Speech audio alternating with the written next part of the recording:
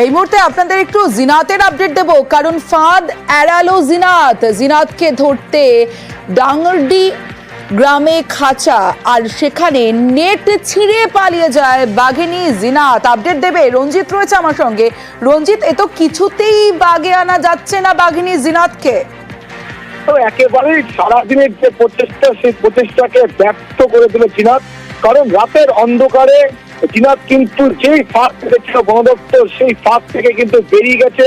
এই মুহূর্তে তোমাকে যে পরিস্থিতিটা জানি রাখি, যে 5 নম্বর রাজ্য সড়ক যেটা মানবাজার রোড, বর্ধমান রোড, সেখানে কিন্তু বন দপ্তরের প্রয়োজন টহল দিচ্ছে এবং যারা ট্র্যাকিং টিম রয়েছে তারা কিন্তু বিস্তীর্ণ এলাকা জুড়ে কাজ করছে, ট্র্যাক করার চেষ্টা করছে জিনাতের শেষ অবস্থান জানার। কারণ সারাদিন যেভাবে তার ফাঁদ পাতা হয়েছিল, সেই ফাঁদে কিন্তু পা দেয়নি জিনাত এবং সেই ফাঁদ থেকে কিন্তু বেরিয়ে গেছে জিনাত। এই মুহূর্তে সমস্ত জায়গায় কিন্তু তল্লাশি চালাচ্ছে বন দপ্তর। বেশ রঞ্জিত, বাঘবন্দির খেলা চলছেই। একদিকে নেট ছিঁড়ে পালিয়ে যায় জিনাত, অন্যদিকে গ্রামবাসীরা আতঙ্কে রয়েছেন। সেখানে মাইকিং করা চলছে এলাকায়। পুরুলিয়ার 5টি গ্রামে বন্ধ স্কুল, অঙ্গনওয়াড়ি।